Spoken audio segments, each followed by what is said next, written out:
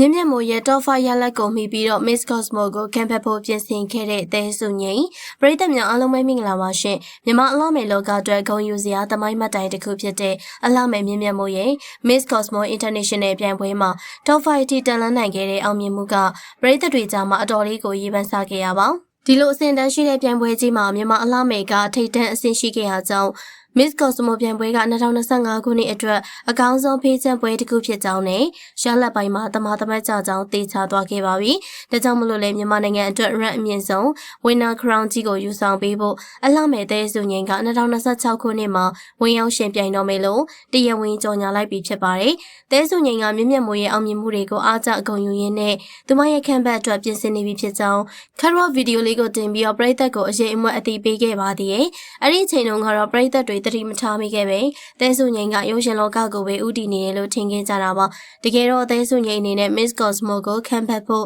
ရွေးချယ်ခဲ့ရကအကြောင်းမဲတော့မဟုတ်ပါဘူးအဲ့ဒီချိန်တုန်းကဆရာတူက Miss Universe လိုင်စင်ရဖို့အတွက်မသေးကြသလိုရခဲ့ရင်တောင် Miss Universe မြန်မာ State ကမရေမရာဖြစ်နေရကြောင်း Miss Cosmo စင်မြင့်ကိုရွေးချယ်ခဲ့ရပါအစကတည်းကမိမိများလားတဲဆုငိန်လားဆိုပြီးတော့ပရိသတ်တွေရင်ခုန်ခဲ့ရပေမယ့်အခုတော့ဆရာတူကိုယ်တိုင်ကတဲဆုငိန်ဝင်ပြိုင်မှာဖြစ်ကြောင်း confirm လက်ပြီးဖြစ်လို့အားလုံးလေးဝမ်းသာနေကြပါတယ်။တဲဆုငိန်အတွက်ဒီတစ်ခါမှာတော့ဝင်းနာမဝင်းနာတည်ကြပြီလို့ဆိုရမှာပါ။ဘာလို့လဲဆိုတော့ Miss Cosmo ပြိုင်ပွဲရဲ့အထာတွေကိုသိဖို့အတွက်အရင်နှစ်မှာမြင့်မြတ်မိုးကရှေ့ပြေးနေနဲ့တွားရောက်လေ့လာခဲ့ပြီးဖြစ်လို့ပါ။ဘလို့ပုံစံတွေကိုအမှတ်ပေးတယ်။ဘလို့အပြုမှုတွေကိုဒိုင်တွေမျက်စိကျတယ်ဆိုတာကိုကောင်းကောင်းကြည့်သိခဲ့ပြီးဖြစ်ပါတယ်။မြင့်မြတ်မိုးကိုယ်တိုင်ကလည်းသူမရဲ့အတွေ့အကြုံတွေကိုသဲဆုငိန်ကိုပြန်လည်ပြီးတော့တင်ပြပေးပြီးအကောင်းဆုံး support ပေးနေတာကိုလည်းတွေ့ရပါတယ်။နိုင်ငံတကာမှာပြည်သက်အများအပြားရရှိထားတဲ့သဲဆုငိန်ကို Miss Cosmo ဘက်ကလည်းလိုချင်နေခဲ့တာဖြစ်လို့ဒါကသဲဆုငိန်အတွက်တော့အကောင်းဆုံးအခွင့်အရေးကြီးတစ်ခုလို့ပြောလို့ရပါတယ်။သိကြတဲ့အတိုင်းပဲဆရာထူးရဲ့သမီးတော်တွေဆိုတာကရောက်ရအရက်မှာမျက်နှာပန်းပွင့်နိုင်ကြတဲ့သူတွေပါ